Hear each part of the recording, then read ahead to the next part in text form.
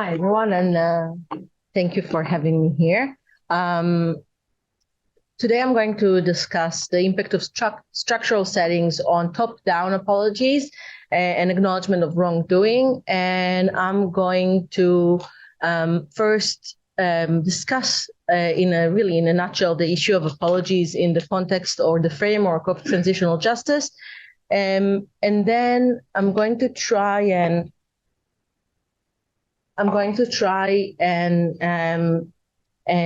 investigate how those issues come to fruition or are implemented in two different contexts. One is in power sharing context, and of course, totally relevant to the case of Northern Ireland, but also to other areas in the world, and also in ongoing conflicts. So never mind. It's important to first establish what is a state apology from a transitional justice perspective. It's a symbolic form of reparation, at times combined with compensation and other types of reparations. It provides recognition for wrongs suffered by the victims and by victimized communities, an acknowledgement of the pain they had endured. This element also links it to truth-telling in transitional justice. It also provides for an accountability measure for the perpetrator, linking it to the right to justice. And it addresses past wrongdoing, but often is forward-looking. Apologies, a lot of the times, and acknowledgements of wrongdoing have in their wording, attempts to create some sort of a clean slate, drawing a line between the wrongs of the past and the future, and message of moving forward, which is also linked to the issue of non-recurrence. So this symbolic form of reparation is actually linked to other aspects of the transitional process. In the literature, apologies are seen as an important but insufficient measure on their own in addressing the past, much like other measures that when are implemented out of context, their impact is not full. It is a climactic moment, a speech act that seeks forgiveness, and also not just in the feel-good social way, but also in a very concrete political terms. And official apologies are usually part of a broader transitional process and are implemented alongside or as a continuation of previous measures. And we will discuss it in two examples that I will later on give. Importantly, official apologies tend to be limited to a defined or a specific type of harm, a specific incident, event, or specific policy in the broader context of a broader conflict. Usually those events or policies are ones that are fully concluded in the past. There is an important element of the passage of time that facilitates the emergence of a movement towards an apology or this political moment of an official apology. And there's a lot of a political need to create this space or this distance in terms of the political makeup of the apologizer versus the one that enacted those wrongdoings, and also in terms of the time lapse between the events for which we're apologizing and the current reality of the situation. When trying to analyze apologies top down, it's important that we evaluate different aspects of the apology and in the context of the broader transitional justice process. One is the transitional settings. Apologies are impacted by the type of transition that we're discussing. Post-conflict transitional processes or traditional transitional justice is one setting in which there is a greater possibility of apologies. There's more space for it, as opposed to transitional justice in ongoing conflict. But we've seen a lot of cases of apologies in transitional justice, actually without transition, in cases of established democracies that are taking responsibility and apologizing for policies without a transitional process as we're used to seeing it in the form of a change of the political system and the entire regime. It's also important to know or understand the circumstances in which apologies are given following political pressure, other apologies that took place before, either in the specific case and context of this apology or in other regions of the world. Does it happen alongside other forms of reparations or as a result of legal processes and other forms of investigation or following a change of government? It's important to analyze the scope of the apology itself. Are we discussing an apology for a single event or a policy, or are we also addressing the broader social political settings and the culture that led to the wrongdoing to begin with?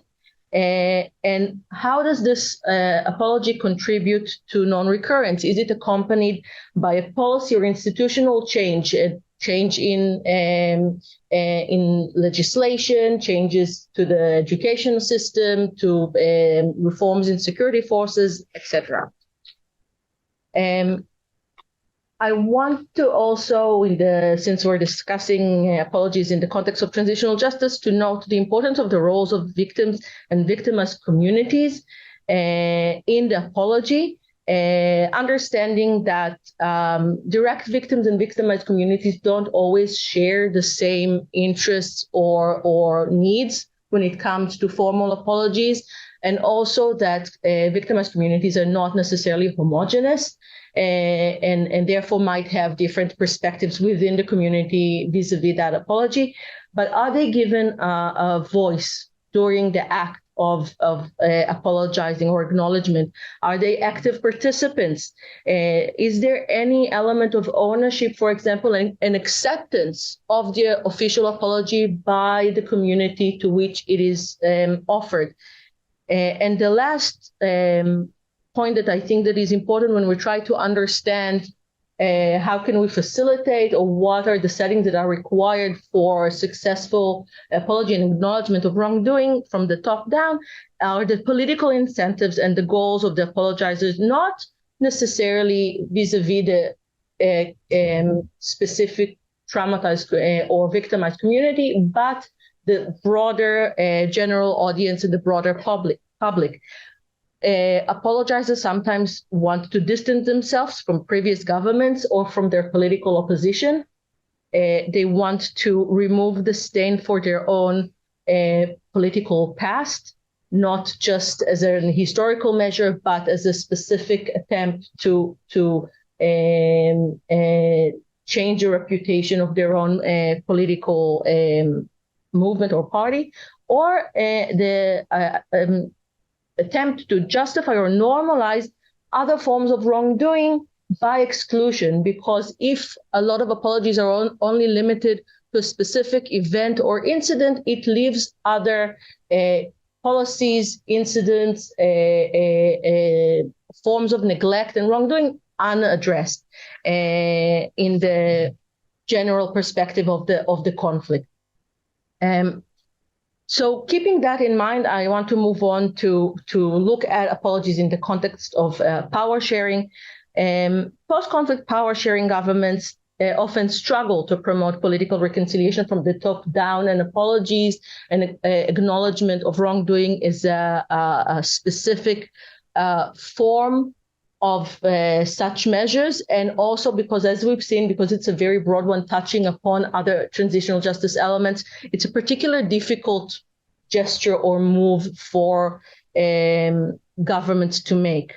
In transitional, in power sharing context, there are specific structural and political disincentives that emerge in terms of trying to promote such initiatives.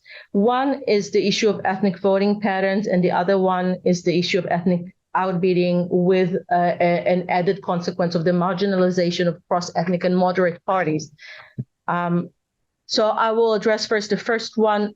Ethnic voting patterns and political reconciliation emerge in ethnicity-based political systems that are in which there is a ethnic designation in some form and in some level to the political parties and their representatives.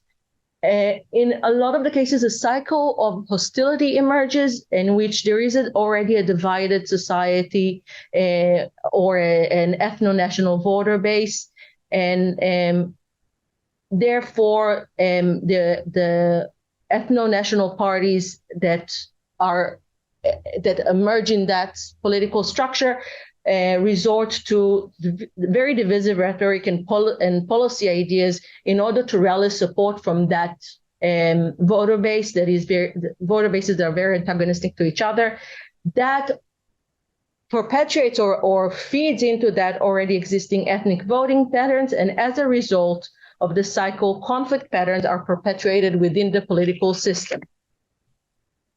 This phenomena is complemented by the issue of ethnic outbidding, in which political competition is within and not between the ethno-national blocs, with each party tries to present itself as the defender of its own community, not trying to convince voters on policy issues, but rather to portray themselves as the one that will best serve the interest of a specific ethnic community.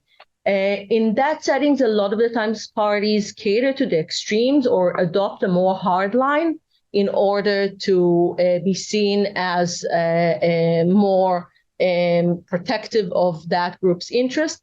And cross-ethnic and moderate parties struggle in elections and are pushed aside in the political system because they don't fit to that cycle that I've outlined before. That means that post-conflict apologies in power sharing and ethnicity-based political systems is extremely complex. When ethno-national identities are entrenched, there's an absence of an overarching multifaceted civil identity, and the electoral success is based on social division. In these cases, there are political disincentives that impede top-down political reconciliation initiatives, including apologies and official acknowledgement of state wrongdoing. But I want to show, to still discuss a case in which there was an apology in power sharing settings, and that is the case of the Bloody Sunday apology in 2010 by British Prime Minister David Cameron, who apologized for the massacre in Derry on Bloody Sunday in 1972, in which British soldiers shot 26 unarmed Catholic civilians during a protest in Derry, with 14 dead, some of which were fleeing, some of which were helping the wounded. As I said, apologies usually don't take place in a vacuum. They happen alongside other transitional methods. There were two investigations. The original British investigation, British government investigation after the incident largely cleared British soldiers and authorities from responsibility for that incident. But later on, the civil inquiry in 2018 that published its report in 2010 described the killing as unjustified and unjustifiable. And on the day of the report being published, that was the day of Cameron's apology. Again, this is an apology for a specific event in the long history of the Troubles, a very symbolic, a very central event, but an isolated one. And it was made possible largely because it was external to the power-sharing political system in Northern Ireland itself, and was linked to other measures, the investigation and also a criminal police persecution following the publication of this report.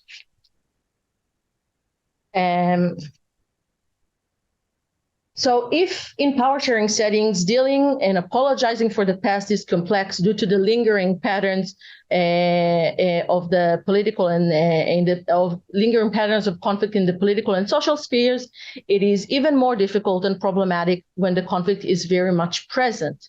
There is often a debate whether apology or acknowledgement of wrongdoing in ongoing conflict is a trust-building measure, or is it a type of concession outside of negotiations? The structural and political impediments that exist in the context of power sharing in terms of the conflict dynamics are on steroids in ongoing conflict, in the sense that the political divide is even greater and more pronounced than in power sharing settings, and the need to appear as protective of your community and making no concession to the other side is even more pronounced. But there are also very strategic and pragmatic reasons why in such settings apologies are difficult, and that's because they might have a direct impact, or there is a concern that they will have a direct impact on negotiations and resolution attempts and legal implications to admission of guilt, in the sense that it means that you are conceding to the narrative of the other side and also have to make certain measures due to that accountability that you're taking on yourself. It means that whatever you gained in conflict as a result of that wrongdoing, now that you're apologizing for it, you also need to correct it in terms of the attempts to resolve the conflict. So that brings about the question of non-recurrence. Is there even a space for an apology when ongoing violence still persists? And also in this case, I would like to share with you a case study of an apology that took place in the context of ongoing conflict, and that is the Kfar Qasim massacre of 1956, where Israeli border police killed 48 Arab civilians and one unborn baby in Kfar Qasim, which is located within the Green Line. While they were returning from to the village during a curfew of which they did not know, they were unaware. This issue was investigated. There was a trial in which the soldiers involved were found guilty and sentenced to prison, but later their sentences were reduced and they received residential pardons. All of them were released within 3 years after the incident. But that trial basically was the first time that the issue of blatantly illegal order was addressed, and soldiers were required to disobey such orders. In addition to the legal criminal proceedings, a year after the massacre, there was a sulhamil, a public attempt at a form of traditional reconciliation, but it was very heavily criticized, and reports or comments on that attempt basically conclude that villagers were very much pressured to participate in a governmental attempt to move over from that incident. During the years, Israeli leaders and politicians addressed the issue with attempts by Yossi Sarid and Yuli Tamir to introduce the matter into the education system and include it in schools' curriculum. But importantly, there were 3 apologies or attempted apologies or some sort of acknowledgement of wrongdoing by Israeli presidents. The first one was in 2007 when President Peres visited the village for Eid al-Adha and said he was sorry for the massacre. In 2014, President Rivlin, which actually included that as part of his presidential election campaign, attended the annual remembrance and commemoration ceremony, and that was it was not, he did not specifically offer a formal apology, but that was his first time being present there and discussing the event, mentioning that it was wrong. And in 2021, just recently, President Herzog attended the annual ceremony, being the second president to do such a thing, and he asked officially forgiveness on behalf of himself and the state of Israel. Importantly, that very year and around the time of that apology, the Knesset voted down a bill for official recognition of the massacre, which included the classification of documents related to the massacre, and also including it again in the education system. So what we see again is that it is part of a more complex process, and with multiple measures of transitional justice involved in order to finally reach some sort of an official apology. At the same time, there is still a disagreement among the Knesset about official recognition of that same event.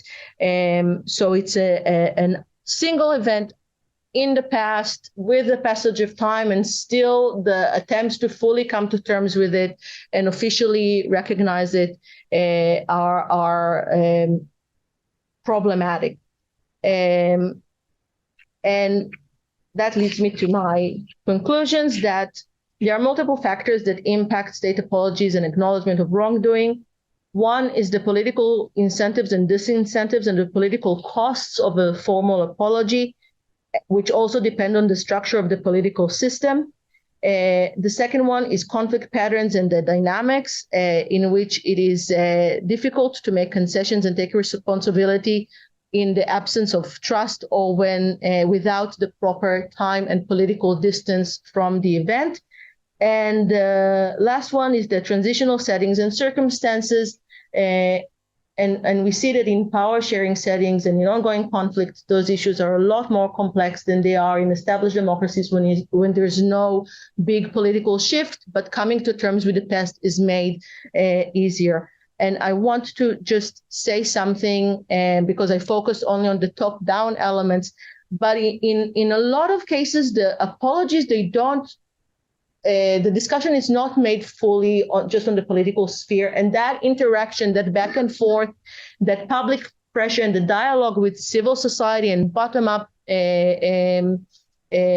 movements is very important in creating the settings in which such an apology is made more possible. So despite the focus on the many structural and political challenges and impediments, it's important to maintain that dialogue with civil society and with the public in order to create that space and the possibility of such a measure to be taken. Thank you very much. My first question is to you, Michal, and to you, Or. Michal, you just said about Clinton recognizing the war prisoners, Japanese war prisoners. This acknowledgement took place when there was an avalanche, practically, of political leaders, right, saying sorry. My question to you and to Or, was this due to a certain time? Has this period stopped? Can we expect something more? Because all the famous statements were coincided in time at the end of starting probably from the start of the 90s and up till the year 2000. Do you think it's a question? What is it a question of what? I think that a lot of it has to do with the identity of the apologizer and the context in which the apology is given. A lot of those apologies are in the context of established democracies that are coming to terms with specific chapters in their past. And once they and they deal with the chapters in the past, with the specific incidents or policies that they feel comfortable addressing, or that there's the political possibility of addressing. After the apology, for example, in the late 1990s of the Canadian Prime Minister Harper, he apologized for the practice of Indigenous boarding schools, residential schools in Canada. But his apology was incomplete in the sense that he didn't apologize for those practices in specific territories and regions that were left out of the original class action suit that preceded the apology, that was part of a whole legal process, and because they weren't at the time under the direct authority of the Canadian federal government at the time. So Trudeau, later in the 2000, and I think it was 7 or something like that, he apologized for the specific schools and communities that were left out of the original apology after another class action suit and litigation and monetary reparations that were given to those communities. So this back and forth between different elements of the transitional process and the political settings that enable that apology are important. The Harper apology was a result, to an extent, of public pressure, other processes, but also the apology for not dissimilar practices in the stolen generation in Australia a year before, when Kevin Rudd, then Prime Minister, promised that he will do that on his first session of the Parliament, as he did, and then the pressure on Harper grew. So it's as long as the issue of public apologies for past wrongdoing continues on additional issues, additional practices, additional policies, additional incidents, it will continue. But without public pressure, no leader likes to just voluntarily offer an apology because of the political cost that he may face. And at that certain time, there was enormous public pressure, right? For specific policies in specific settings. Because it was worldwide, very, very... in established democracies. Yeah. You've been talking about the conflict settings, and I think it is also worthwhile mentioning that the dynamics of conflicts are very different, whether they are international or domestic. And if you have, for instance, domestic conflicts, you have costs and benefits inside of your domestic sphere. So if you make acknowledgement, if you make concessions, you also have benefits from it, because your own constituency benefits you for bringing up the peace. But if you have an international conflict and you acknowledge something, you have costs that are going beyond it. So I'm researching on reparations, so if you have a hammer in your hand, everything is a nail. But if we're thinking about reparations, for instance, the very acknowledgement of something, whatever it is, whatever kind of narrative or part of a narrative or part of a conflict, that can imply liability. And I think there we have something that is not going to be beneficial for your domestic politics. Nobody in your constituency will favor money going to another country, whatever it takes. It's never the case. And so this is something where I would just mention that this distinction between domestic conflicts and international conflicts is very, very important at this point. It's an important distinction, like a lot of other distinctions of type of conflicts. Identity-based conflicts, I would argue, are more difficult in terms of symbolic reparations than wars over resources and territory, where no one would like to give up resources, territory, or money, but you can more easily compromise and offer apologies or other forms of reparations than in cases where it actually requires you to take a critical look at your own historical narrative and your justification for your existence in a way when it's perceived as a zero-sum game. So I would say that there's a lot of categories of conflict where we can look and say, well, these settings matter. But in terms of the internal, external one, a lot of the conflicts don't have that distinction. It's already, to begin with, a domestic and internationalized conflict, including the issue in Northern Ireland that has domestic but international factors, including, of course, the conflict in Israel that is two separate political systems, but it's in domestic but international conflict as well. So I think that it's true that we can always have adopt additional perspectives and frameworks that contribute to our understandings of the possibilities or impossibilities of trying to advance certain measures. But at the end of the day, I think that a lot of the times those definitions are at best blurry, if at all it's possible to determine one way or the other in the current landscape of global conflict. Leaders, what to do? And yes, I'm giving you the opportunity, and they know that if they're going to apologize or if they're going to acknowledge past crimes, they're going to cost them a lot, and there's going to be a backlash, and they won't be able to continue. Would you tell them to look for a bypass? To look, I'm not too stuck to the idea of offering apology or acknowledgement, but look for bypass. Or is it such a dilemma? I mean, in the end, they will come to the same deadlock. I mean, if they won't speak about the past, they won't be able to continue. There's a reason why I don't enforce the policy. But, and again, it does depend a lot on the specific details, but there's a lot of ways of acknowledgement. It's not necessarily just a full apology. And the incentive structure and the benefits to it may sway to one way or another. So it's not just a question of should Israel now apologize during a war or straight after the war for the most historically sensitive issue in its existence that may be perceived to undermine its very rationale or justification for existence.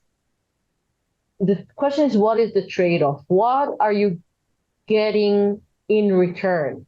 And is there a political or an international and regional settings in which it will be worthwhile in a specific form, which can be either mutual or limited, or in exchange to solving the refugee problem, which would take away a lot of the concerns, demographic concerns for Israel's future. So it really depends on the trade-off. It's not just a question of the cost.